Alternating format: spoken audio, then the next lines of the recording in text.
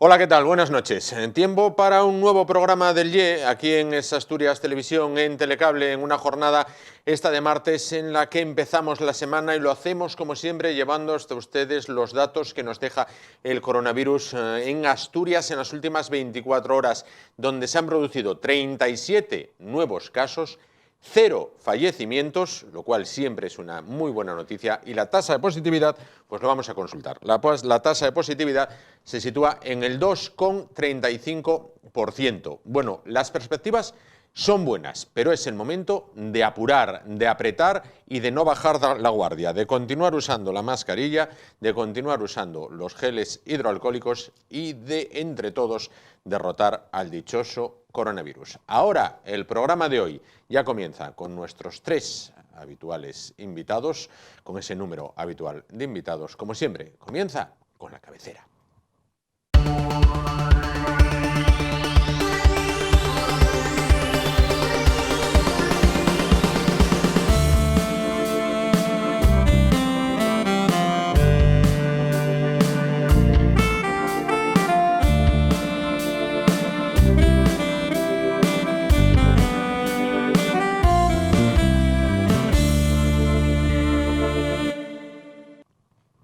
Continuamos el espacio de esta noche. Vamos a abrir una ventana a la investigación que se realiza en Asturias y que se realiza, bueno, pues más concretamente desde la Universidad de Oviedo o con la colaboración de personal de la Universidad de Oviedo. Todo en el cuerpo humano está interconectado, es como una cadena que no debemos de concebirla como eslabones independientes, sino, bueno, pues como una cadena continua donde todo cuanto ocurre en una parte puede afectar al resto. Vamos a hablar a continuación de una investigación liderada por la Universidad de Oviedo con la participación del Instituto de Productos Lácteos y el King's College de Londres, una investigación que ha desvelado cómo una bacteria presente en la microbiota intestinal revierte el deterioro cognitivo asociado a la conocida como enfermedad del hígado graso no alcohólico. Bueno, vamos a conocer qué es la enfermedad del hígado graso no alcohólico y qué es o en qué consiste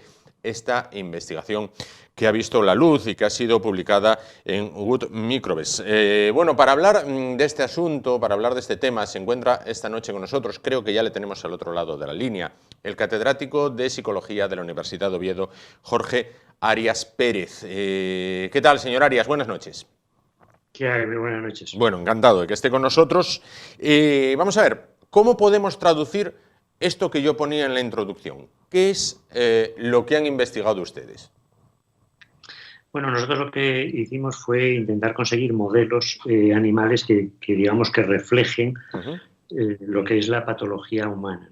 Entonces, una de las patologías más frecuentes en la sociedad hoy día, casi un 25% de la población padece de lo que se denomina hígado graso, que es una acumulación de lípidos dentro del hígado, ciertamente por una dieta no adecuada, ¿no? Pero que parece ser que la tenemos muchos de la población, ¿no? Sí. Entonces nosotros, una vez que conseguimos este modelo con todas las características y lo determinamos y vimos los déficits que tenía, porque nosotros trabajamos desde la psicobiología, nosotros lo que estudiamos es ver cómo lo que afecta al cerebro pues puede afectar y se manifiesta en la conducta. Entonces nosotros lo que intentamos es ver sencillamente cómo ese efecto que tiene la alteración de ese hígado graso, cómo los primeros síntomas se pueden afectar al cerebro y cómo esto se reflejaba en una conducta. Y detectábamos déficits conductuales, déficits que afectaban a la memoria, al aprendizaje, a la atención, a la percepción. Claro. Y nosotros lo que planteábamos era ver si podíamos solucionar esto.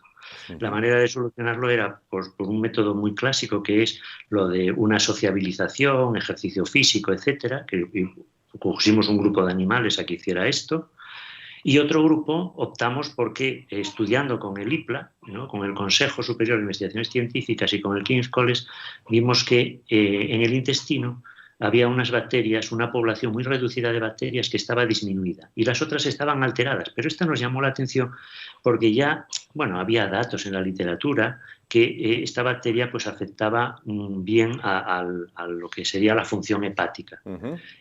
Y entonces lo que quisimos fue intentar ver si solamente implementando esta bacteria en la dieta a los sujetos podíamos revertir estas alteraciones conductuales. Y conseguimos que con el ambiente enriquecido mejoraran los déficits conductuales, pero también con la Akkermansia, con esta bacteria. Esta bacteria, con este nombre tan curioso, Akkermansia, bueno, pues es la responsable de todo esto, ¿no? Entonces. Claro, lo que vimos es que cuando nosotros dábamos esta bacteria, mejorábamos igual que con el ejercicio, pero la diferencia es que nosotros estudiamos el cerebro y estudiábamos el metabolismo cerebral.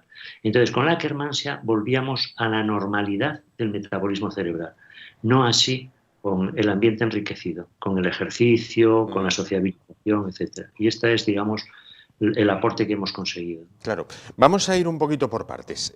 Señalaba usted antes que un 25%, es decir, uno de cada cuatro o una de cada cuatro personas sufre o puede sufrir la enfermedad del hígado graso no alcohólico. ¿En qué consiste? Sin entrar en medicina, pero ¿en qué consiste o qué es esta enfermedad del hígado graso no alcohólico? Bueno, pues consiste que comemos muchos ácidos grasos, de los cuales evidentemente transformamos el hígado, es el gran transformador de todo lo que estamos ingiriendo, y lo que hace es que como no podemos o no los utilizamos, pues entonces lo que hacemos es acumularlos. Y este es el problema. Lo que se denomina entonces es una esteohepatitis, ¿no? Es decir, lo que hacemos es acumular en el hígado, en las células del hígado, acumular lípidos. Y esto es lo que denominamos hígado graso, que no se manifiesta con ninguna alteración, digamos, que pueda ser fácilmente visible o observada en la clínica. Solo es mediante análisis, y también la gente asocia el hígado graso con personas obesas. Y no es así. No es así. Puede ser una persona delgada, pero por este incremento de esta mala dieta o este exceso de lípidos, pues entonces acumula en el hígado y provoca hígado graso. Claro. El estudio hasta ahora se ha realizado con sujetos experimentales animales, en este caso con ratones. ¿Cuándo se podría dar el salto? Bueno, ya ve que la investigación, nosotros de hecho estamos intentando ahora mismo, el avance que queremos seguir, viendo si es así, es en otros modelos de hígado, ¿no? Con otras alteraciones hepáticas, para ver si realmente esta alteración intestinal, ¿no? Estos cambios intestinales, podemos volver otra vez a mejorar, conseguir mejorías. Esto evidentemente nos llevará unos años. Tengan en cuenta que este trabajo, nosotros ya llevamos en esta línea de investigación 15 años. ¿15 años? Sí, pronto. Sí, se dice pronto. Ahí es nada, ¿no? 15 años investigando y ahora da a la luz las primeras conclusiones. Bueno, hemos hecho distintos trabajos de los modelos, demostrar que los modelos son válidos, en fin, hemos hecho una gran cantidad de publicaciones, pero esta es, digamos, una de aplicación donde conseguimos este cambio tan puntual. De manera que ahora la mentalidad que hasta ahora teníamos era que teníamos que realmente actuar sobre muchísimas bacterias, porque hay millones de bacterias en el intestino. Sí. Y nosotros lo que aportamos es que solo el cambio de una pues consigue la mejoría. Entonces, quizás a lo mejor tenemos que cambiar este esquema, ¿no? Este esquema general claro, que se nos presentaba casi imposible, ¿no? De cómo podemos nosotros ir volviendo a regular todas las poblaciones de bacterias intestinales, ¿no? Toda esa macrobiota. Entonces, bueno, pues digamos que es sencillamente abrir una puerta para posibles futuros estudios. Y, por supuesto, el intentar aplicarlo al ser humano con estas alteraciones, evidentemente que es la panacea, ¿no? Es lo que perseguimos. Claro. Siguiendo un poco el símil que pone, ustedes han abierto una puerta donde se han encontrado un puzzle tremendo de todas las bacterias que componen esa macrobiota, y hasta ahora han observado solo una, han analizado solo una, pero hay muchísimas más. Bueno, tengan en cuenta que se han hecho muchos estudios con muchos grupos de bacterias, incluso quitando todas las bacterias del intestino y volviendo a ponérselas para ver si así regulamos la normalidad. Sí, sí. Y nosotros lo que hemos apostado no es por hacer cambios tan masivos y tan difíciles de poder también controlar luego, ¿no? Y llegar a esa homeostasis, ¿no? A ese equilibrio fisiológico. Y nosotros optamos por intentar justamente mover unas bacterias que, ya digo, había datos previos, no es que nosotros lo que hemos ido es a probar esa bacteria para ver si realmente conseguimos esa, digamos, esa normalidad intestinal, que no haya inflamación intestinal, para que no afecte al hígado, para que el hígado no afecte al cerebro y que el cerebro no refleje alteraciones conductuales. Perfectamente entendido. Vamos a hacer un poquito de patria, un poquito de bandera. Bueno, para una universidad de tamaño pequeño, como es la Universidad de Oviedo, ¿qué supone colaborar con el King's College de Londres? Bueno, yo casi siempre pienso que estas colaboraciones son consecuencia digamos, de amistad previa que se ha generado, donde nos conocemos. Igual ocurre con el IPLA, ¿no? Llevamos años ya trabajando juntos y entonces lo que hacemos es, bueno, pues aprovechar. Nosotros, nuestros laboratorios son reducidos. La investigación básica no tenemos tanto dinero como para tener mucho equipamiento. Y entonces, pues aprovechamos el equipamiento de otras universidades y de otros institutos, convenciéndoles de la idea que nosotros proponemos, ¿no? Convenciéndoles, dándoles pequeñas pruebas, pequeños estudios piloto para que vean que es prometedor, ¿no?, el estudio, ¿no? Y entonces, bueno, pues a base de esto, de amistad y un poco de entrega, pues conseguimos, y yo creo que es como hacemos, ¿no?, todos la investigación. Claro. Bueno, para finalizar, ¿cuál es el siguiente paso a seguir en esta investigación que comenzaba hace nada menos que 15 años? Bueno, pues nuestra idea es seguir trabajando sobre distintas otras alteraciones hepáticas, porque nuestros modelos son experimentales, y ver si conseguimos también mejorías, ¿no?, con tratamientos eficaces, efectivos, y tratamientos que no sean cruentos. Y esta es la idea. Y intentar, evidentemente, ver si pudiéramos avanzar en la clínica para poder plantear un pequeño estudio clínico, ¿no?, iniciar un pequeño estudio clínico. Claro. Pues Jorge Arias Pérez, catedrático de Psicología de la Universidad de Oviedo, muchísimas gracias por estar esta noche con nosotros y arrojar luz sobre una investigación por ahora, bueno, pues realizada con sujetos experimentales animales, en este caso con ratones, pero que ojalá pronto, bueno, pues tenga una correspondencia y una aplicación en la vida diaria de los humanos. Muchísimas gracias por estar con nosotros. Muchas gracias y buenas noches. Buenas noches. Bueno, pues ya lo saben, no hay que irse tremendamente lejos ni acudir a instituciones tremendamente mastodónticas. El trabajo bien hecho da sus frutos y esas colaboraciones internacionales pues también se dejan notar. Nos vamos ahora a publicidad. En un momento volvemos y continuamos el espacio esta noche. Hasta ahora mismo.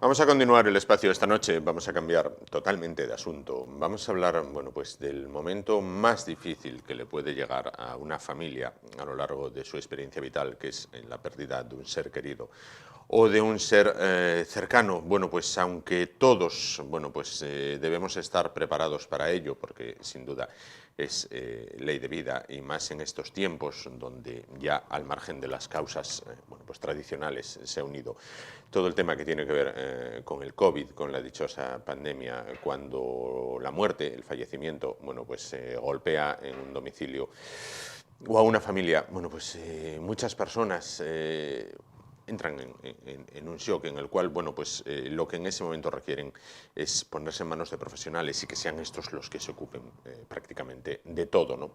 Bueno, vamos a hablar a continuación de un tema sobre el cual, bueno, pues no hay que tener tabúes ni prejuicios, que es ese momento en el cual se pierde a un familiar y cómo funciona, en este caso, una funeraria. Vamos a hablar con Alfonso García, él es administrador de funerastur.com. ¿Qué tal? Buenas noches. Buenas noches. Decía yo que hay que tratar el tema con toda la naturalidad del mundo, no hay por qué esconder este tema. Parece que hay como, madre mía, puede ahora haber incluso quien diga, mira, se ponen a hablar de muertos.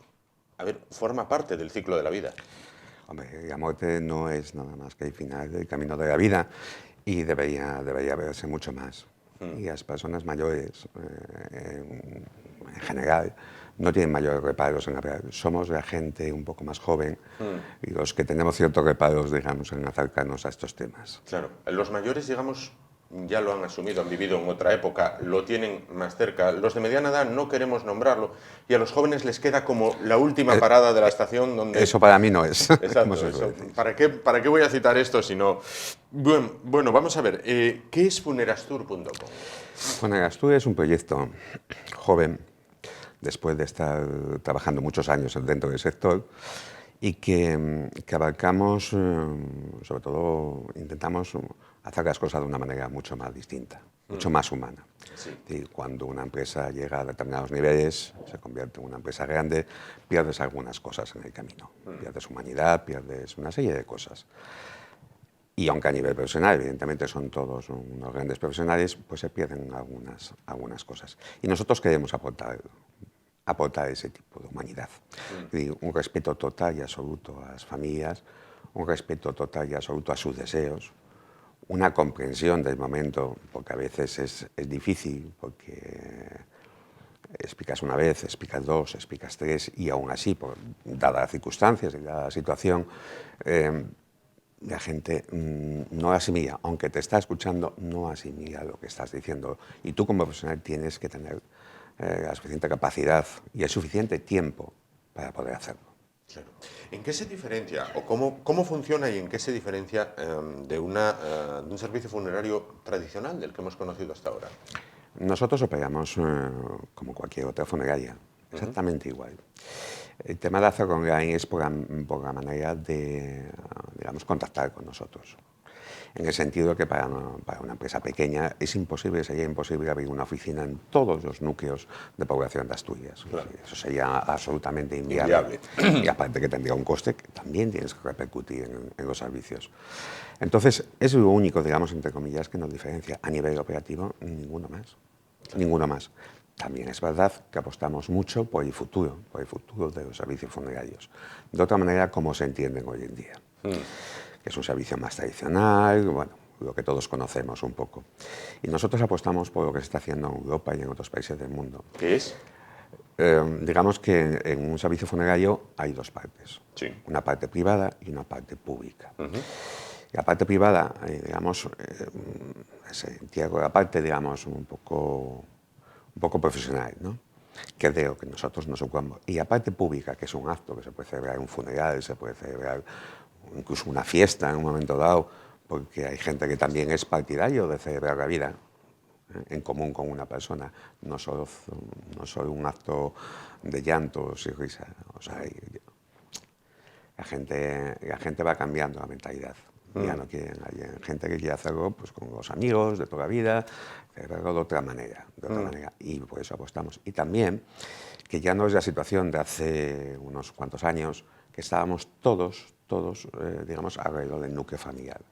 Oye, que no tiene un hijo en Nueva York, lo tiene en León, y el que no lo tiene en Sevilla, y a veces poner de acuerdo a la familia para que venga en un plazo de 24 horas es problemático. Es tremendamente complicado, ¿no? Y por eso nosotros apostamos por hacer lo que es un poco la parte privada de una manera y luego la parte pública en el momento que la familia quiera. Puede ser en 2 días, puede ser en 7, puede ser en un mes o puede ser en 6. Claro. Todo desde el máximo respeto a los deseos de la familia. Es decir, estaba mirando la página web de ustedes, funerastur.com, bueno, ahí la verán, reflejada, y decía, los servicios funerarios son una necesidad, no un lujo. Es decir, se trata un poco también de abrir el abanico de posibilidades para todo el mundo y que el acto último no sea una hipoteca, una carga. Yo sé que la sensación que tiene la población en general es que los servicios funerarios son caros. Tremendamente caros. Tremendamente caros. Yo desde aquí lo único que puedo decir es que no es tan así. Es decir, hay servicios, un servicio de incineración, un servicio de entierro, que no suben tanto. Y sobre todo, que se pida presupuesto. Y de estas cosas se abren antes de que suceda. Porque cuando sucede, pues muchas veces, como en todas las profesiones, hay profesionales y algunas personas menos profesionales. Y yo creo que, bueno, que digamos se dejan llevar o acaban haciendo cosas que igual no querían hacer. Claro. ¿Servicios en toda Asturias o más centrados en el triángulo Oviedo-Gijón-Avilés? Estamos muy centrados como todas las empresas. Como toda la población. En el núcleo central de Asturias, pero trabajamos en toda Asturias. Hacemos servicios en Llanes, en Cangas de Narcea, en muchas poblaciones. Claro. Más allá de lo que es bueno, pues el servicio de funeraria, tanatorio, incineración, ¿hay servicio complementario de algún modo? De momento, no sé qué tipo de servicios, diamantes, ese tipo de cosas, pues sí lo tenemos, pero vamos, no es una cosa que entre comillas se nos solicite mucho. Claro. ¿Cómo ha visto evolucionar el tema de todo lo que es el duelo, todo lo que es bueno, pues el trato que se da a un servicio funerario? Porque citaba usted antes, bueno, pues no siempre es una sucesión de escenas de dolor. Vamos a ver, la gente de más edad cuenta incluso cuando no había tanatorios, se velaba al difunto en casa, el velatorio se prolongaba, yo lo tengo oído, se prolongaba durante toda la noche, y aquello pues acababa derivando en algo, bueno, pues a estudiar incluso por los sociólogos, donde las mujeres estaban en una sala rezando el rosario y los hombres estaban prácticamente jugando la partida y rememorando anécdotas de la persona fallecida en un ambiente completamente distendido y completamente alejado de lo que había en la sala, llamemos, femenina. Han cambiado y van a cambiar mucho más. Es decir, tenga en cuenta usted que hay personas que sufren enfermedades terminales muy largas, que sufre el enfermo y sufre la familia. Y cuando llega el final, digamos, entre comillas, la familia único que quiere es descansar, porque está realmente agotada, pero agotada por esa situación. Entonces, si tienes que hacerlo pasar por un velatorio, si tienes que dejar allí 48 horas, además, digamos, todos tenemos algún cuñado, todos tenemos algún amigo, entre comillas, que no lo es tanto. Es decir, son situaciones a veces muy duras, de llevar, ¿no? y la gente intenta evitar casi lo puede. Claro. Y ese es el futuro. El futuro no está en los velatorios. ¿No? No. ¿Cómo podríamos describir este futuro? Pues el futuro, lo que se está haciendo en Europa, que es todavía minoritario, pero que poco a poco va cogiendo más, es que, digamos, las funerarias nos encargamos de recoger el fallecido y darle sepultura o incinerarlo, según los deseos que tengan.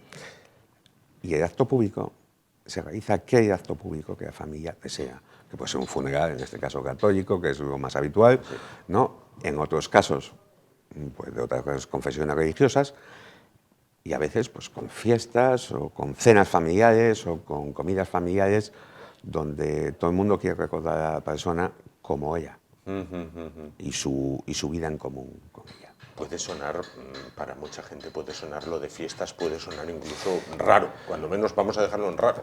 Bueno, no es tan raro. Tenga usted en cuenta lo que estábamos hablando hace un minuto. Hace unos años en España los velatorios en los domicilios se transformaban en verdaderas fiestas. Sí, por eso parece que es como el cerrar el círculo, ¿no? Sí, un poco. Es una vuelta al origen, ¿no? Donde, bueno, incluso yo lo he oído contar, se jugaba a las cartas, se corría el brandy o coñac en proporciones considerables, mientras que en la sala de al lado, bueno, pues... Y la familia, desgraciadamente, tenía que estar más preocupada de atender, digamos, entre comillas, a los asistentes que del propio fallecimiento de familia. Claro. Bueno, Alfonso, todo cambia, todo evoluciona, si bien todavía hay las bases que nos ha dejado el pasado. Para contactar con ustedes de manera online en funerastur.com, ¿vale? Tal y como decía, y también en el 984, usted me corregirá si me equivoco, el 984-985-346. Un concepto distinto, pero quiero incidir, manteniendo en todo momento el respeto hacia el difunto y sus familiares, ¿no? Eso siempre, cualquier persona, y siempre lo hemos dicho en esta empresa, quiero decir, en nuestra empresa no entran clientes, entran personas. El día que veamos entrar un cliente por la puerta, ese día nos dedicaremos a otra cosa. Pues perfecto. Alfonso García, administrador de funerastur.com, muchísimas gracias por estar con nosotros esta noche y tratar con la naturalidad que creo que hemos tratado, bueno, pues un tema que más tarde, ojalá que pronto, bueno, pues nos afecta a todos. Muchísimas gracias. A usted. Nos vamos rápidamente a la publicidad. En un momento volvemos para cambiar de asunto y continuar el programa de esta noche. Hasta ahora mismo.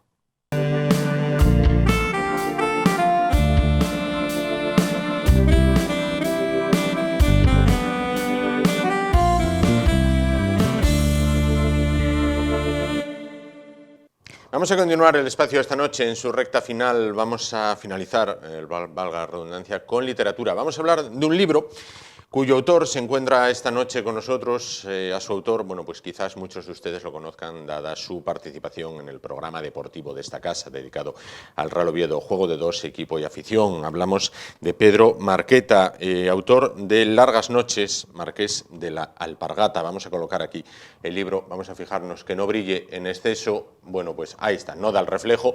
Pedro, ¿qué tal? Buenas noches. Hola, buenas noches, Juan. Bueno, pues un libro no autobiográfico, sí biográfico, con la figura de alguien tremendamente cercano para usted, como es su padre, en este caso. Bueno, correcto.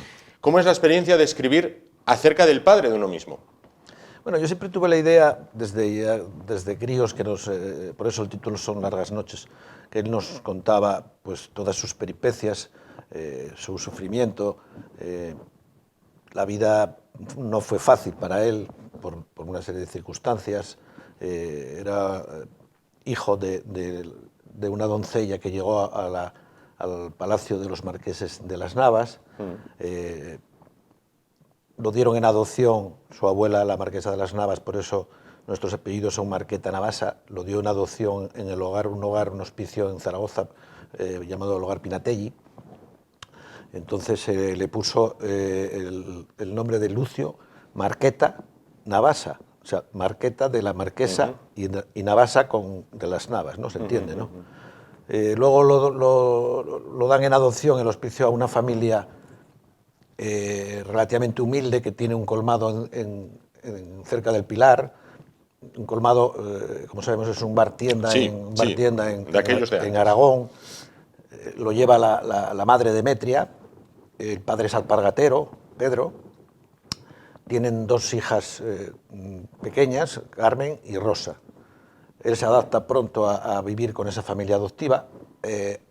Le ponen los apellidos, al darlo en adopción, lógicamente subvencionada por la marquesa. La marquesa periódicamente pues iba a llevarle, como yo digo en un libro, pues el sobre, ¿no? Se adapta a vivir con esa familia, pasa el tiempo, llega un ojeador de fútbol que le ofrece al Zaragoza, pero era un chavalín de 17 años, muy delgado, aunque era muy fibroso, ¿no? No lo acepta el Zaragoza porque era eso, no parecía que tenía capacidad física para competir en fútbol profesional. Pero sí lo ofrece al Español. Al Español de Barcelona. Al Español de Barcelona. Sí. Y ahí marcha con la maleta de su padre adoptivo, aquellas maletas que había de cartón piedra que se llamaba, ¿no? Solo a un viaje desconocido, porque un chavalín que no había salido nunca de la zona del barrio del San Pablo, de cerca del Pilar, descubre en el viaje, pues descubre por primera vez el mar, llega a la gran Barcelona. Claro. Todo es nuevo para él, ¿no? Y ahí empieza un proceso de adaptación a un mundo distinto. Claro. Estamos hablando de una época en la que se desarrolla el libro, bueno, pues una época afortunadamente tremendamente distinta a la actual. El libro trata la preguerra civil, la guerra civil y esa terrible posguerra que asoló España, ¿no? En este caso, hay tres libros, Pedro, si me permites, en uno. Hay las vivencias personales desde el tema de la chica de servicio que entra a servir en casa de los marqueses, sí, la doncella, la adopción posterior. Hay el tema histórico, donde se narra, bueno, pues el contexto histórico en el que se desarrolla la obra, ese momento doloroso de la guerra civil, y hay el momento deportivo de un joven que, como bien dices, pasa a jugar en el Español de Barcelona y posteriormente recala en el mejor Oviedo, en el mejor Real Oviedo de todos los tiempos, ¿no? Son tres libros en uno, podemos sí, decir. Son como tres bloques, ¿no? Él cuando ficha por el Español, él iba a prueba para las categorías inferiores, todavía existían categorías inferiores, ¿no? Para un filial que era la Peña Saprissa, pero claro, ven que tiene tantas cualidades, que es muy rápido, que pelea y que juega muy bien, entendía el juego como nadie, ¿no? Entonces ya lo pasan al primer equipo. El Español era un equipo puntero, era de los mejores equipos que había en el país, porque era una escisión de directivos del Barcelona, que en la Universidad de Barcelona se juntaron con algunos profesores, alumnos y empresarios y formaron el Español. Entonces él debuta en el Español, triunfa con 17 años, sí. Se desarrolla futbolísticamente y como persona en ese equipo. Hay una visita de la familia adoptiva, que van a verlo, invitados por él, que pasan como unos días en Barcelona, en la Gran Barcelona, y vamos, aquello fue para ellos inolvidable, ¿no? Para Demetria, para Pedro y sus hijas Carmen y Rosa, ¿no? Rosa era la pequeña y era quien lo protegía, era su mayor mayor apoyo, ¿no? Apoyo, reflejo en la familia adoptiva. Y bueno, pues llega el estallido, ¿no?, de la guerra civil, que le rompe todo, porque ellos vivían en una especie de chalet, los jugadores jóvenes solteros vivían en un chalet con todas las comodidades, cerca de Sarriá, ¿no?, del campo de fútbol. Y ahí pues empieza ese otro capítulo, ese otro libro que tú comentas, porque ya empieza la guerra civil. Los movilizan a todos los futbolistas, solteros y casados. Y él se integra en un batallón de choque de refuerzo que se mueve mucho por toda la zona de Aragón. Que Aragón fue como sabemos, fue una zona muy castigada. Sí. Fue tremendo, ¿no? Aunque él, como era conocido, pues se iba de apoyo en la compañía del capitán Valero, era como su ayudante, ¿no? Y era el encargado por ejemplo, de sustituir las alpargatas, curiosa paradoja, ¿no? Por eso Marqués de la Alpargata, de sustituir las alpargatas de los milicianos, porque la mayoría de los milicianos iban en alpargatas de esparto. Sí. Botas las tenían los oficiales. Las justas. Y las justas, exactamente. Hay una posibilidad, le ofrecen irse a hacer un curso de piloto a Rusia durante un año, pero se lo piensa. Un año era mucho tiempo, no se sabía qué iba a pasar con la guerra, con la familia, con el fútbol, y bueno, se niega, ¿no? Dice que no. El capitán Valero dice, oye, si quieres ir a Rusia. Y en ese lapsus le llega al capitán una notificación que lo citan para formar una selección nacional, republicana, lógicamente, porque él había cogido una zona republicana, para viajar a Francia, Rusia y México, y jugar partidos entre selecciones internacionales para recaudar fondos para los hospitales de sangre, para los hospitales de guerra. Están unas semanas en Barcelona preparando el equipo, la selección, y cuando llegan en su autobús a Perpiñán ya estaban los franquistas en las fronteras, los detienen, les dan opción a la expedición, serían pues 40 o 50 personas, entre directivos, entrenadores, etcétera, etcétera. Les dan la opción de pasar a Francia o de volver para España. El grupo de él, que se queda en España, no pasa la frontera, la mayoría terminan en campos de concentración. Él lo mandan a Santander, a la Plaza de Toros de Santander, que era como un campo de prisioneros de concentración. Habilitado al uso para... Había más de 10.000 milicianos y personas de todo tipo, con fusilamientos diarios, terrible, ¿no? Que estuvo más de un año ahí, con enfermedades de tifus, tuberculosis, y demás, improvisaban con tubos de hierro, haciendo agujeros, una especie de duchas con el agua de lluvia. Bueno, aquello fue tremendo. Estuvo un par de veces a punto de ser fusilado. Tuvo la suerte de que un sargento de los guardias franquistas que los vigilaban en la Plaza de Toros a los prisioneros, que lo conoció del fútbol. Del fútbol, claro. Y le salvó 2 veces. Una ya a punto del paredón, los llevaban al paredón del cementerio de Santander. Todos los días había matanzas, aparte de los que morían de frío o de enfermedades, porque todos los días había un montón de muertos. Se salvó de milagro. La guerra civil trunca de algún modo la carrera deportiva, pero se recupera dicha carrera, ¿no? Sí, al acabar la guerra, otra vez actúa el sargento conocido de Zaragoza, le consigue un salvoconducto. Cuando el día 1 de abril del 39 se acaba la guerra, él coge un tren con varios transbordos, tarda 2 días, casi 3 días en llegar a Zaragoza a ver a su familia. España estaba destrozada, era todo muertos. Sí. No hay infraestructuras de ningún tipo. Los pueblos, las casas, las iglesias, todo estaba patas arriba, ¿no? Porque ello fue una invasión tremenda, ¿no? Y bueno, llega a la casa de la familia adoptiva, todos son abrazos, todos son, bueno, están vivos todos, ¿no? Sí. Habían tenido circunstancias, por ejemplo, Demetria había envejecido mucho, porque se preocupaba mucho, no sabían nada de él. Sí. Pasaron casi 3 años, como no sabían en 3 años lo que le había ocurrido, dónde estaba. Había envejecido muy deprisa. Pedro había tenido, como se decía en aquella época, un achuchón, un ataque al corazón.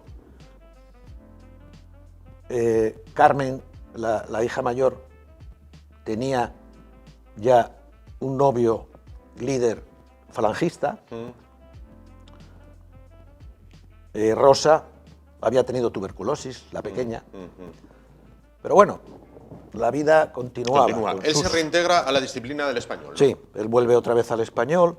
Ganan en el año siguiente, en el año 1940, ganan la primera Copa de Generalísimo, que así se llamaba por Franco. Que iba a ser la Copa del Rey. La actual Copa del Rey. La Copa de España. Sí. Ganan al Real Madrid jugando en Español. Y luego pues, hay un lapsus en el que él no se arregla, no renueva la ficha con la nueva directiva inexperta del Español, y le surgen varios equipos, ¿no? Le surgen para fichar pues, el Valencia, el Málaga, el mismo Zaragoza, porque ya lleva 3 o 4 años jugando en el Español al máximo rendimiento, ¿no? Y el Oviedo, el Real Oviedo. Entonces él tenía un compromiso ya con el Málaga, pero interviene Carlos Tartier.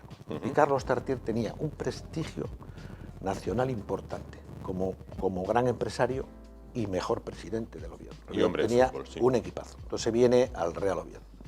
Le toca la mejor época del Real Oviedo de su historia, ¿no? Porque goleaba a todos los grandes equipos. Tenía jugadores como Herrerita, que era capitán de la selección nacional. Bueno, tenía fichajes como Villita, que jugaba en línea media con mi padre, que venía al Real Madrid. O sea, aparte había muchos asturianos muy seleccionados, de mucha calidad. Tenía un equipo muy potente. Aquí, a la llegada al Real Oviedo, el Real Oviedo tiene una estrella, lo que hoy sería una estrella mediática, como era Herrerita, para muchos considerado el mejor jugador asturiano de todos los tiempos. Bien, hay un choque de caracteres, hay un choque de egos, ¿no?, entre la estrella que está y la que llega, ¿no?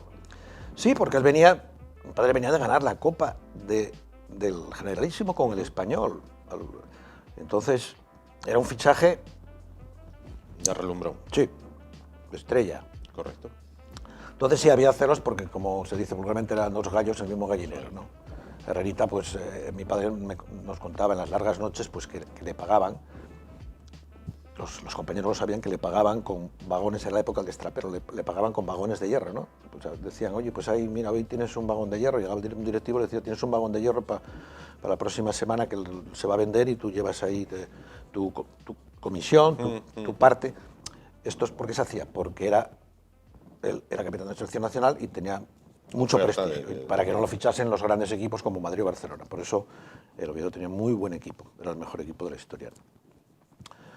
Y qué bueno, diferente, ¿no?, a los contratos de ahora. Lo que ahora son contratos de imagen, antes eran contratos Juan, en base a vagones de hierro. Bueno, pero más o menos la ingeniería económica que se hace ahora, como los equipos de ahora, si hablamos de Elche, de Cádiz, por eso lo he oído, mientras no haga esa ingeniería económica va a ser muy difícil que fiche grandes jugadores y suba a primera. Pero bueno, vamos a seguir, con nuestro libro, ¿no? Y aquí pues está 6 o 7 años, de aquella pues no invertían en bolsa, compró un bar, tenía 2 taxis, y ahí empieza la parte del reencuentro. Hay una señora llamada Cristina, vivía en un palacete subiendo en Laranco, que era la mujer de un funcionario del Estado importante, ¿no? Como un subgobernador civil o algo así. Bueno. Y por informes se pone en contacto con mi padre.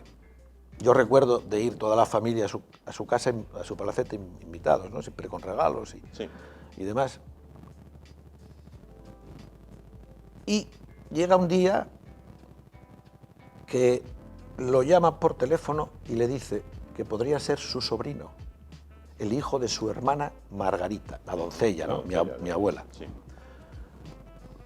Y bueno, queda la cosa así, mi padre sorprendido, porque sí sabía algo cuando fichó por el Oviedo, porque veía que los apellidos eran los de Marqueta Navasa, registrados en el hogar Pinatelli, hasta que un día Cristina llama toda nerviosa diciendo que todo encajaba, esas piezas, atando cabos, encajaba, y que seguro que era su sobrino, hijo de su hermana, la doncella Margarita, mi abuela, ¿no? Hasta que un día, en el negocio que tenía en bar, se presenta Cristina, Margarita la doncella, con su marido, que era un emigrante gallego que había hecho gran fortuna en Cuba y en México. Sudamérica. Y aquello ya, yo me recuerdo de aquel encuentro. Era un chavalín, tendría 8 o 9 años, por ahí, ¿no? Y pues sí, pues fue emocionante, ¿no? Claro. Se cierra un poquito el círculo, ¿no?, de esa peripecia vital que comienza con esa doncella sirviendo en casa de los marqueses. Pedro, la experiencia de escribir uno cerca de su padre tiene que ser tremendamente enriquecedora, me imagino. Sí, yo siempre lo tuve claro que tenía que, por lo menos, explicarlo, ¿no?, a la familia, a los amigos y demás, hasta que salió esta novela. Bueno, pues llevo toda la vida, ¿no? Y ya un poquitín más... eso, en serio, atando cabos, pues desde el año 95, o sea que llevo 25 años para sacar esta novelina, ¿no? Esta novela que es un poco la historia de mi padre, de mi vida, ¿no? Claro. Y sí recuerdo pues ir mucho porque ellos vinieron, Margarita la doncella, con su marido, vinieron a vivir a Somío, compraron un palacete en Somío, detrás del restaurante famoso de las Delicias, bueno. Sí. Y ahí vamos a pasar muchos días, muchos veranos, me recuerdo perfectamente. Bueno, en la novela aparece una foto mía con 10 años en el palacete, lo llamaban los nísperos, ¿no?, porque había unos árboles con unos nísperos gigantes. Claro. Y ahí nos pertrechábamos de nísperos después de comer para ir a la playa, ¿no?, caminando hasta San Lorenzo. Claro. Y además comparte también... temporadas estivales en un lugar en el cual creo que vamos a coincidir como uno de los pueblos más bonitos de Asturias, como es Muros de Nalón, en este caso. Bueno, luego hablaremos de ello. Pedro Marqueta, autor del libro, muchísimas gracias por estar esta noche con nosotros, por explicarnos esa peripecia vital que daría para una telenovela, de estas que vemos tipo Acacias 38, que vemos en la televisión, daría tremendamente para... Sí, alguien lo comentó, ¿no? Y hay contactos, pero bueno, esto era real, ¿no?